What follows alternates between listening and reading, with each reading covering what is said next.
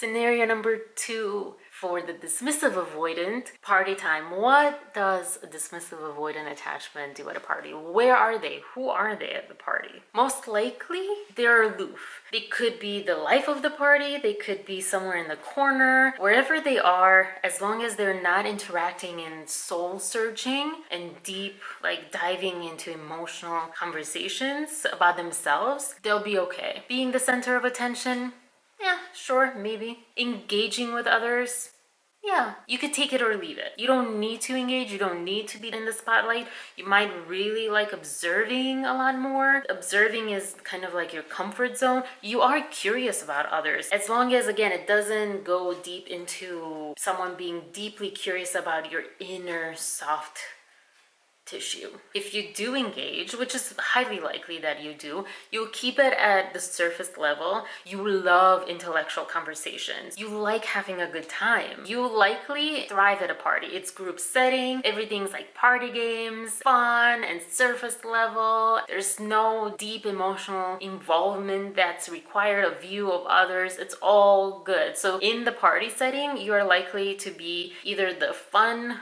part, the fun friend, life of the party in that sense, or just someone that's like participating in the party, observing, etc. The only difference is you're not likely to seek to make others comfortable necessarily. Not that you want them uncomfortable, but you don't derive your sense of security, your sense of value from others being okay. You think, well, they'll take care of themselves and I'll take care of me. You will be fine. You will enjoy the party as long as no one's trying to deep dive into your soul. You still might enjoy thoroughly deep dives into the human soul as a collective, the philosophical, the intellectual conversations again. So you might connect with an FA at a party that is willing to go there and like really have a really interesting conversation, but only as long as it stays into the intellectual realm of it, into the philosophical part of it, and not so much into, so how about you? Where are you in this? You know, and them trying to figure out like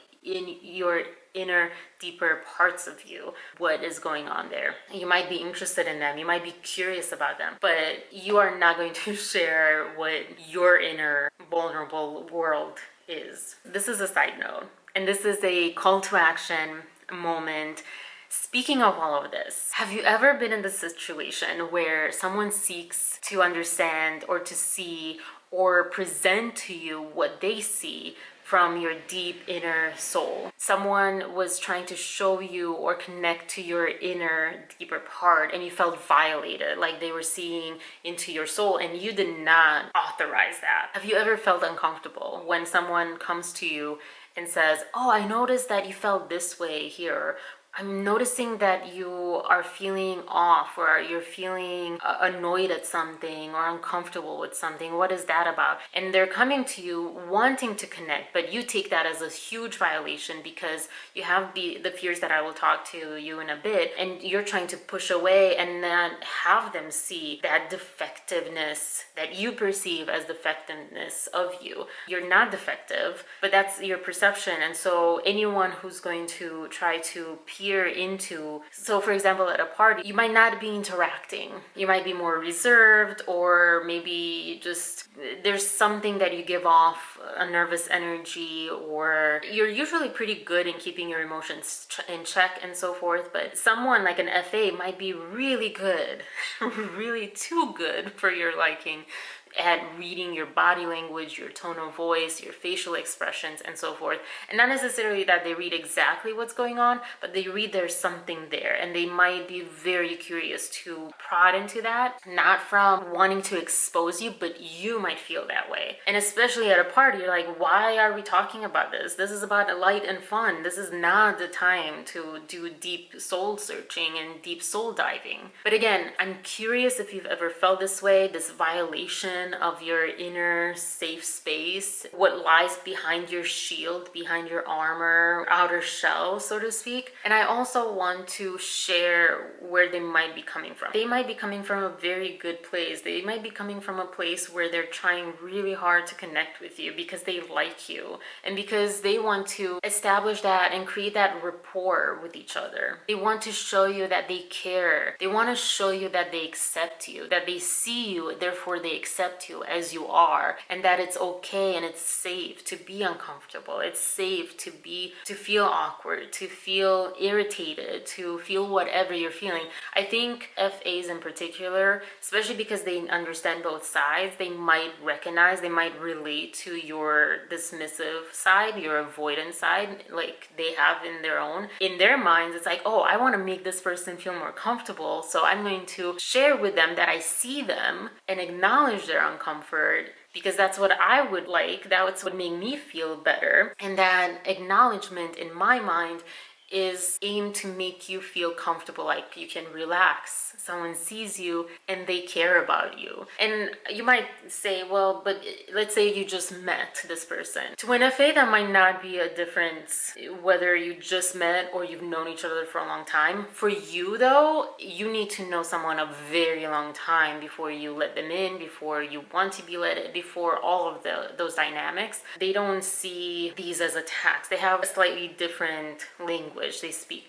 So others in general, they might see you as light and fun and airy and a joy to be around at a party, or maybe not.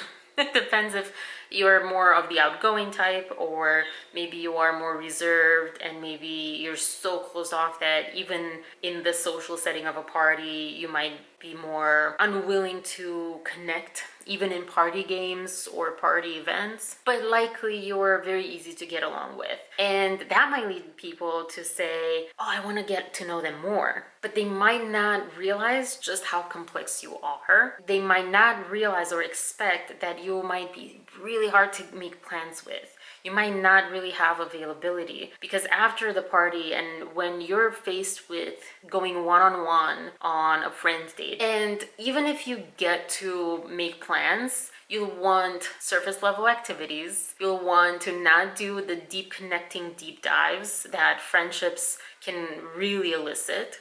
And they might discover that you keep your cards close to your chest all the time. That might not lead to a long-lasting friendship because they don't really know what's going on. They might just take it as, oh, they're not interested, or from their perspective, they might see that as, oh, they're just too difficult to have this friendship with. I'm looking for someone who's really ready to connect and be emotionally available for a friendship. That's not necessarily your middle name. Your middle name is surface level, fun, intellectual conversations, real deep dives into humanity, but not into each other. And this philosophy is your shield that guards you against your inner autopilot scripts and fears and wounds. I'm not good enough, or I'm not enough, I'm defective, and I am weak if vulnerable or emotional. That's also why you perceive, maybe at a party, you'll see others that are trying to have deep conversations, connect on that level, and you might take that, their drama, I just want to have fun, I want to keep everything good and light and fun, and I don't need drama. Dismissive avoidance, because of this, emotions are not safe. One should not have emotions, almost. Emotions are, in a way, dramatic. They're full of life, and you might perceive that as too much. And especially if you're not feeling enough and not able to handle too much, and you've been taught that you shouldn't, that people should control their emotions, they should be level, is it keeled or something? Like Keeled, even keeled, something like that. They should just be almost like one note, just zen almost, and not have emotions. You've been shamed for having emotions. And so it creates this shadow side, this inability to accept emotion even in yourself and therefore in others. Also, I don't want to gloss over the I am defective wound, or autopilot script or limiting belief or fear, however you want to characterize this. I personally like autopilot script because it is a script that keeps on running and it's autopilot. You just go into it when you're triggered and you just go into it when the situation arises. I'm defective is a big one because that's also why you feel at a party, and this goes into the fearful avoidant side too. You might say, well, if someone sees me, if I engage in these conversations, if I let them see beyond this fun, light, intellectual kind of surface level of myself, they will see that I'm defective. And this goes into exactly that scenario, that question that I had for you earlier, which is, have you ever felt violated from someone trying to peer into your soul, from someone trying to let you know they see you? Because they think they're doing you a service almost. They think that they're making you comfortable. They think that they're doing something good and nice and kind for you. And yet you might not interpret it that way because you associate, if they see that all of that I'm trying so hard to not be seen is defective, and that's what they'll see. That's what they will interpret as well eventually, and they will leave me. Everything, as far as I can think of right now, everything leads to abandonment. And you might not identify with this as a dismissive avoidant because you're like, well, I'm fine by myself. Everyone takes care of themselves and I don't need anyone on the surface, but you're a human and that is ultimately what's going on. And it might be so deeply buried. By pushing away, you feel safer that you don't have to look at that. And that's why you also enjoy parties more than going out with a friend or two and having like sit down with friends and just talking and so forth. You can have friends that are close and long term, and with those you might have those deep soul conversations because they've really earned your trust. New friendships and so forth, they take such a long time for you, if they even get to that point.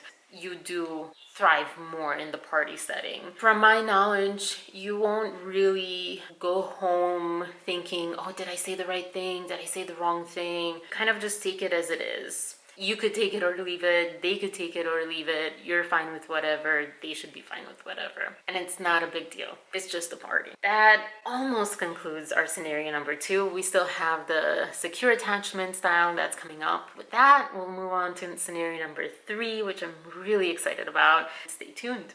Have a wonderful day. Peace, love, and compassion and differentiation. And for this one, empathy.